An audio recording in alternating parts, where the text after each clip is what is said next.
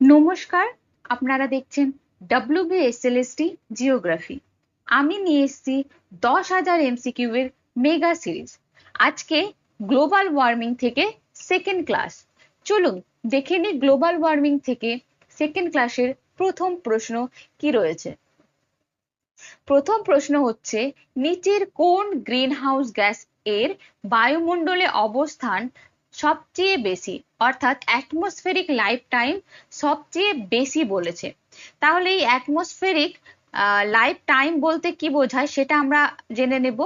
Atmospheric life time বলতে বোঝায় বায়ুমণ্ডলে অবস্থিত যে কোনো গ্যাস, যে কোনো গ্যাস, বায়ুমণ্ডলে অবস্থিত যে কোনো গ্যাস বায়ুমণ্ডলে কত বছর কত বছর থাকতে পারে এবং কত বছর থেকে কি করে গ্যাসগুলো জলবায়ু বা ক্লাইমেটের ওপর প্রভাব বিস্তার করে। তাহলে অ্যাটমসফিয়ারে কোনো গ্যাস কত বছর পর্যন্ত থাকছে সেটাকে অ্যাটমসফেরিক লাইফ টাইম বলা হয়ে থাকে। তাহলে এবার আমাদের জানতে হবে যে অ্যাটমসফিয়ারে সব থেকে বেশি থাকে কোন গ্যাসগুলি। তো এখানে কি কি অপশন দেওয়া রয়েছে? এখানে প্রথমে অপশন দেওয়া রয়েছে মিথেন। মিথেন মিথেন থাকে কত বছর? মিথেন থাকে 12 বছর। তাহলে বায়ুমণ্ডলে কত বছর পর্যন্ত মিথেন থাকে? 12 বছর। খুব শক্তিশালী গ্রিনহাউস গ্যাস। এর প্রধান উৎসগুলো কোথায়? মেনলি ধান ক্ষেত, গবাদি পশু বা প্রাকৃতিক গ্যাস এবং ল্যান্ডফিল, এই সমস্ত থেকে যে গ্যাস নির্গত হয় সেটাই হচ্ছে মিথেন। মিথেন হচ্ছে গন্ধযুক্ত গ্যাস। সেকেন্ড হচ্ছে, আগে সবগুলো লাইফ স্প্যান দেখে নিই বা লাইফ টাইম দেখে নিই যে কত বছর থাকছে, তারপর দেখবো যে সব থেকে বেশি কে। সেকেন্ড হচ্ছে নাইট্রাস অক্সাইড। নাইট্রাস অক্সাইড বায়ুমণ্ডলে 109 থেকে 120 বছর, 120 বছর থাকতে পারে। ঠিক আছে? এবং এই নাইট্রাস অক্সাইড কিসের জন্য নির্গত হয়? এই যে কৃষিক্ষেত্রে যে নাইট্রোজেন সার ব্যবহার করা হয় তার ফলে নাইট্রাস অক্সাইড নির্গত হয়। এবং নাইট্রাস অক্সাইডও কিন্তু একটি শক্তিশালী গ্রিনহাউস গ্যাস। সেকেন্ডে রয়েছে কার্বন ডাই অক্সাইড। তো carbon die অক্সাইডে atmospheric life time নেই। এর একটি অংশ কয়েক দশক থেকে কয়েক শতক বা কয়েক হাজার বছর পর্যন্ত থাকতে পারে। ঠিক আছে? এর কোনো অ্যাকুরেট সময় নেই, যে কোনো সময় থাকতে পারে, যেহেতু এটি একটি পরিবর্তনশীল গ্যাস, এর পরিবর্তন হতে থাকে যে কোনো সময়। ফোর্থ অপশন রয়েছে সালফার হেক্সাফ্লোরাইড। সালফার হেক্সাফ্লোরাইড হচ্ছে 3200 বছর পর্যন্ত থাকতে পারে। 3200 বছর পর্যন্ত থাকতে পারে এবং এটি সব থেকে গ্লোবাল ওয়ার্মিং, মানে আমরা এর আগের দিন যেটা পড়েছিলাম জিডব্লিউপি অর্থাৎ গ্লোবাল ওয়ার্মিং পোটেনশিয়াল সব থেকে বেশিকার SF4 অর্থাৎ সালফার হেক্সাফ্লোরাইডের। তো এই গ্যাসগুলোর কথাই কিন্তু কোন প্রোটোকলে কমানোর কথা বলা হয়েছিল? কিয়োটো প্রোটোকলে। কিয়োটো প্রোটোকলে। ঠিক আছে? তো এখানে তাহলে সব থেকে বেশি কোনটা হবে? Sulphur hexafluoride. কার্বন কত বছর? কয়েক দশক থেকে কয়েক শতক হাজার পর্যন্ত হতে পারে। ঠিক আছে? তারপরে হবে নাইট্রাস অক্সাইড 120 বছর, তারপর হবে 12 বছর মিথেন। বোঝা গেল?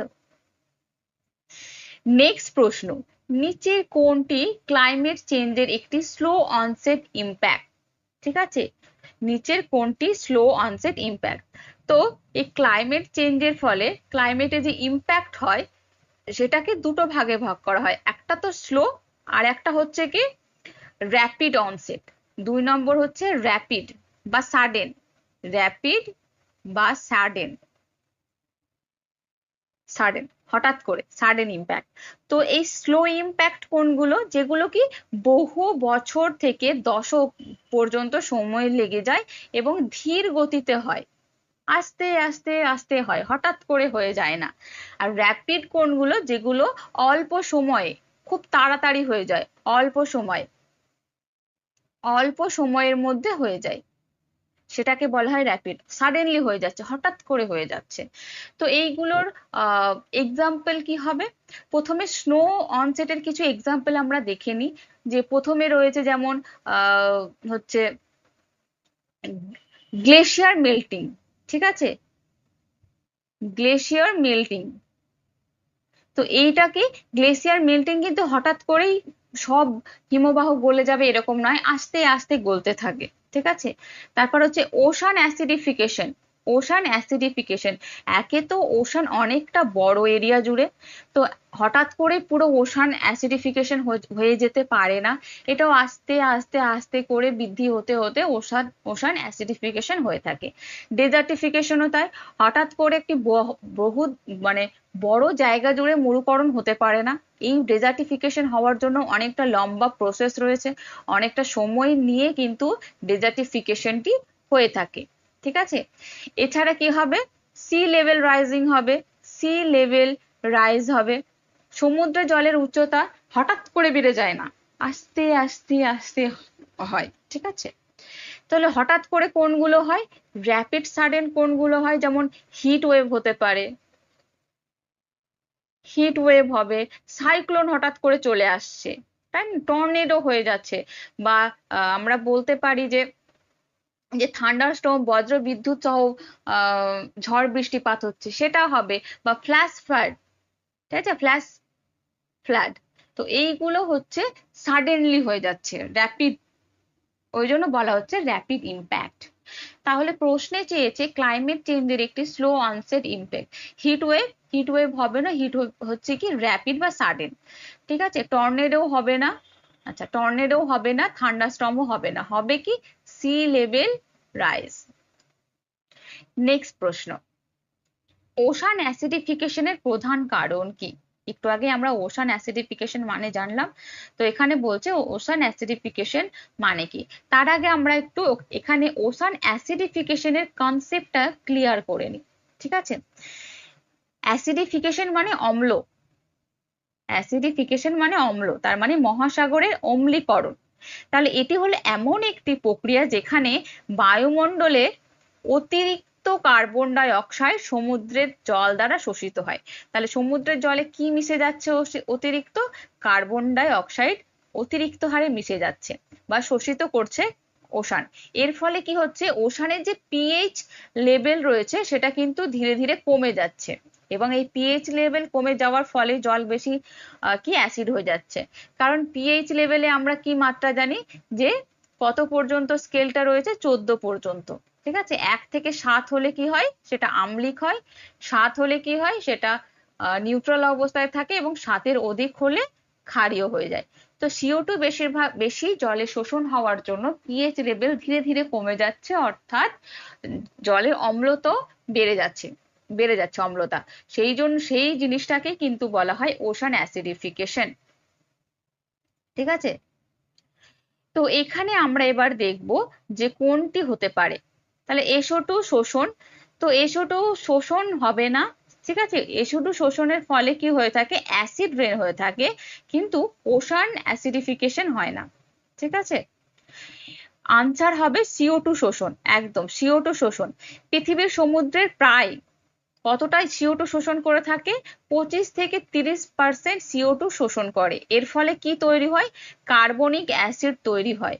কি তৈরি হচ্ছে, কার্বনিক অ্যাসিড তৈরি হচ্ছে, এবং এই কার্বনিক অ্যাসিড তৈরির ফলে ওশানে পিএইচ এর লেভেল ধীরে ধীরে কমে যাচ্ছে, ঠিক আছে। এটাই মনে রাখতে হবে যে কার্বন ডাই অক্সাইড থেকে কার্বনিক অ্যাসিড তৈরি হচ্ছে, এবং এই কার্বনিক অ্যাসিড তৈরি হয়ে যাওয়ার ফলে কিন্তু ওশান ধীরে ধীরে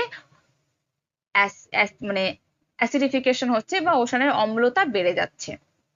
O3 বৃদ্ধি, ওজন বৃদ্ধির সঙ্গে অ্যাসিডিফিকেশনের কোনো সম্পর্ক নেই, মিথেন নির্গমনেরও কোনো সম্পর্ক নেই। নেক্সট প্রশ্ন কি, নিচের কোনটি জলবায়ু পরিবর্তনের ইরেভার্সিবল চেঞ্জ এর উদাহরণ হতে পারে? ইরেভার্সিবল চেঞ্জ বলতে কেমন ধরনের পরিবর্তন বা চেঞ্জকে বোঝায়, যেটা কি একবার ঘটলে মানুষের যে হিউম্যান টাইম স্কেল রয়েছে, একটা মানুষ যতটা সময় বেঁচে থাকতে পারে তার আগের কিন্তু ফিরে আসা সম্ভব নয়, অসম্ভব, ঠিক আছে। হিউম্যান টাইম স্কেলে বা মানুষের সময়সীমার মধ্যে ফিরে আসা সম্ভব নয়, ঠিক আছে, ইরিভার্সিবল, কখনোই ফিরে আসতে পারে না। তো ক্লাইমেট চেঞ্জের এমন কিছু কি রয়েছে, টিপিং পয়েন্ট রয়েছে। এবার টিপিং পয়েন্টটা কি, আমরা এর আগের ক্লাসে পড়েছি, তো সেই জন্য এখানে আমি বোঝাচ্ছি না। তো টিপিং পয়েন্ট অতিক্রম করলে কি হয়, কিছু কিছু জিনিস এমন পরিবর্তন হয়ে যায় যেটা সহজে আর ফিরে আসে না, বা আনানো হয় না বা হয় না। ঠিক আছে, এমন এমন কিছু চেঞ্জ হয়ে যায় যেটা আগের অবস্থায় আর কোনোভাবেই ফিরে আসে না। তো এগুলো কি উদাহরণ হতে পারে? তো প্রথম অপশনে কি রয়েছে, সিজনাল রেনফল। ঠিক আছে, তো এটা প্রতি বছরই হয়ে থাকে এবং এটি স্থায়ী একটি কোনো পরিবর্তন নয়, সিজনাল রেনফল হয়ে থাকে। তাহলে এখানে সিজনাল রেনফল হবে না। গ্রিনল্যান্ড আইস শিট কোলাপস। এবার গ্রিনল্যান্ডে কি হয়, বরফ আবৃত অবস্থায় রয়েছে। এবার সমুদ্রের পৃষ্ঠের যদি উচ্চতা কয়েক মিটার বেড়ে যায় হঠাৎ করে ক্লাইমেট চেঞ্জের ফলে, তাহলে কিন্তু কি হবে, এটা পুরোপুরি ভেঙে পড়বে, আইস শিটটা পুরোপুরি কোলাপস করবে। কারণ সমুদ্র জলের উচ্চতা তখনই বাড়বে যখন গ্লোবাল ওয়ার্মিং হবে, এবং এই তাপমাত্রায় গ্রিনল্যান্ডে যে আইস শিট রয়েছে বা বরফ রয়েছে সেটা কিন্তু গলতে শুরু করবে, এবং পুরোটা যদি একবার গলে যায় তাহলে সেটাকে আগের অবস্থায় ফিরিয়ে আনা কখনোই সম্ভব হবে না। অর্থাৎ এটি একটি ইরিভার্সিবল চেঞ্জের উদাহরণ হতে পারে। ঠিক আছে, এবং এটাকে কিন্তু ক্লাইমেট টিপিং এর একটি উদাহরণও বলা যেতে পারে। ঠিক আছে, কারণ এই লিমিটটা ক্রস করে গেলে আগের অবস্থায় কখনো ফিরিয়ে আনা যাবে না। নেক্সট অপশন হচ্ছে ডেইলি টেম্পারেচার চেঞ্জ। তো এটা রোজকার ঘটনা, এটা স্বাভাবিক ঘটনা, তো এটা তো কোনো মতেই হবে না। ল্যান্ড ব্রিজ, ল্যান্ড ব্রিজও একটি দৈনন্দিন ঘটনা। এখানে ক্লাইমেট চেঞ্জের ইউনিভার্সাল চেঞ্জের সাথে কোনো সম্পর্কিত নেই। সঠিক আনসার হবে অপশন বি। নেক্সট প্রশ্ন, কোন আন্তর্জাতিক সংস্থা প্রতি বছর এমিশনস গ্যাপ রিপোর্ট প্রকাশ করে? এগুলো খুব ইম্পর্টেন্ট। ঠিক আছে, খুব স্ট্যান্ডার্ড কোশ্চেন এগুলো, যে এমিশন গ্যাপ রিপোর্ট কে প্রকাশ করে। তো প্রথমে জেনে নিই যে এমিশন গ্যাপ রিপোর্টটা অ্যাকচুয়ালি কি। তো এটা কিন্তু একটি অ্যানুয়াল রিপোর্ট। ঠিক আছে, অ্যানুয়াল রিপোর্ট, যেটা কার দ্বারা এই প্রতিবেদন বা এই রিপোর্টটা প্রকাশ করা হয়, এখানে আমি আনসার বলেই দিই, ইউএনইপি, যার ফুল ফর্ম কি, ইউনাইটেড নেশনস এনভায়রনমেন্ট হচ্ছে প্রোগ্রাম, এনভায়রনমেন্ট প্রোগ্রাম। তাহলে ইউনাইটেড নেশনস এনভায়রনমেন্ট প্রোগ্রাম দ্বারাই এমিশন গ্যাপ রিপোর্টটা প্রকাশ করা হয়, এবং এই রিপোর্ট অনুযায়ী কি দেখানো হয়, যে বর্তমানে গ্রিন হাউস এমিশন মানে যারা করছে তার ফলে, এই গ্রিন হাউস এমিশনের ফলে কতটা ভবিষ্যতে আরো বেশি উষ্ণতা বাড়বে সেইটা দেখা হয়। বা এই যে প্যারিস এগ্রিমেন্ট হয়েছিল, কি হয়েছিল, প্যারিস এগ্রিমেন্ট হয়েছিল, সেখানেও কিন্তু কি বলা হয়েছে, যে এই সমস্ত গ্রিন হাউস নির্গমন সেটা কমানো দরকার, এবং যতটা তাপমাত্রা রয়েছে সেখানে 1.5 ডিগ্রি সেলসিয়াসের কম করা উচিত। এই লক্ষ্য অর্জন করেই প্যারিস এগ্রিমেন্ট হয়েছিল। ঠিক আছে, তো এই সমস্ত জিনিসগুলোতেই এমিশন গ্যাপ বলা হয়ে থাকে। ঠিক আছে, তো প্রথম অপশনে রয়েছে ডব্লিউএমও, এটি হবে না। ডব্লিউএমও এর ফুল ফর্ম হচ্ছে ওয়ার্ল্ড মেট্রোলজিক্যাল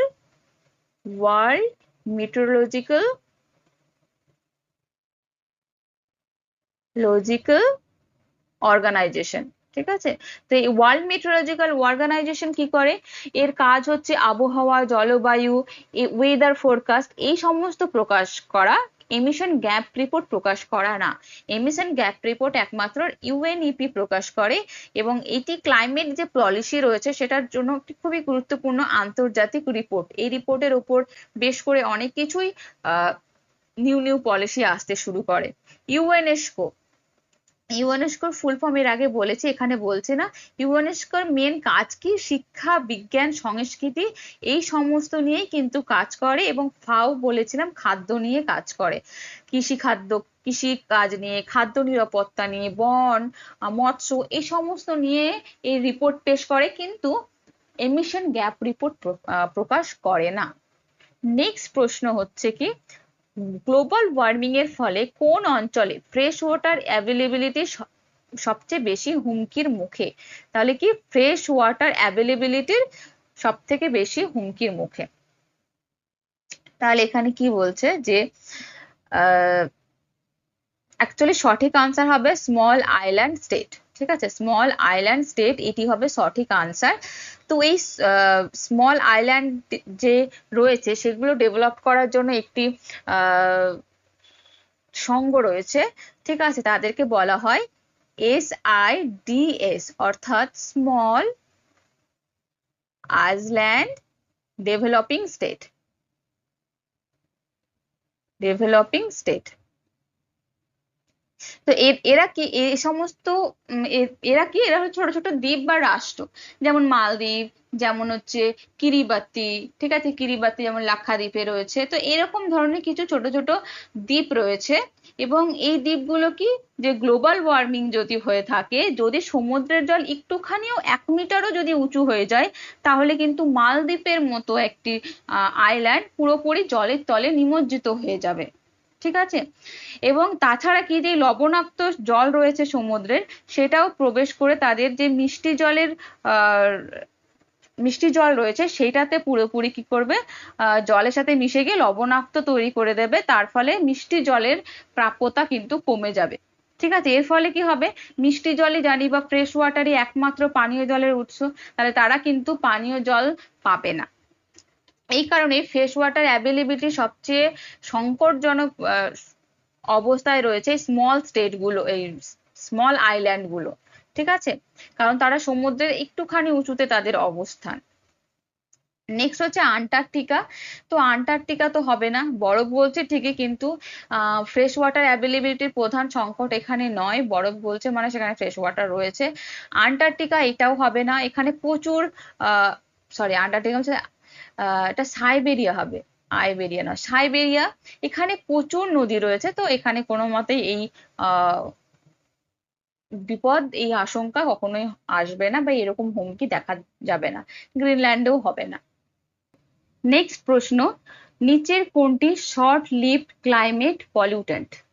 তো এখানে বলেই দিয়েছে শর্ট লিভড, অর্থাৎ বায়ুমণ্ডলে এমন কিছু দূষক রয়েছে যারা অল্প সময় পর্যন্ত বায়ুমণ্ডলে থাকলেও গ্লোবাল ওয়ার্মিং এর ক্ষেত্রে,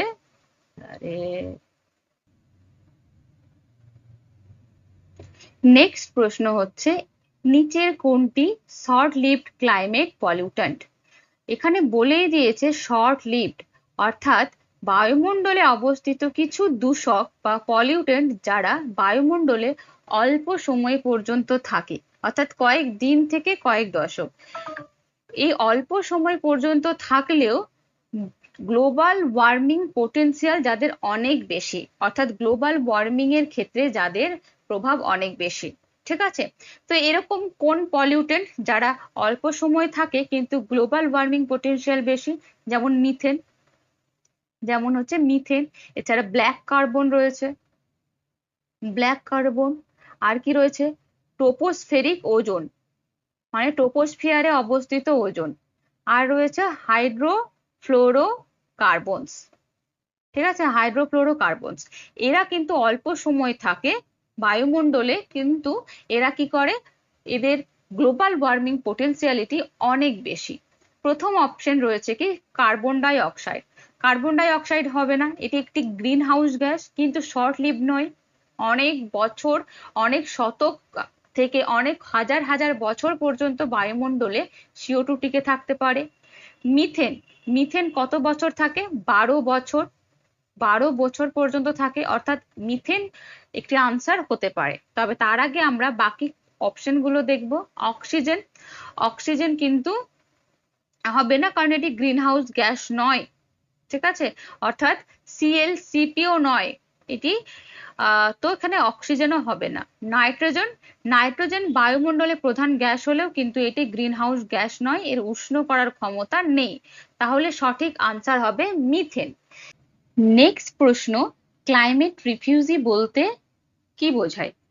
ক্লাইমেট রিফিউজিকে আবার ক্লাইমেট মাইগ্রেন্টও বলা হয়, ক্লাইমেট মাইগ্রেন্টও বলা হয়। তো ক্লাইমেট মাইগ্রেন্ট বলতে এমন মানুষদের বোঝায় যাদের বাসস্থান নির্ভর করে ক্লাইমেটের ওপর, বা তাদের বাসস্থানের উপর প্রভাব ফেলে ক্লাইমেট।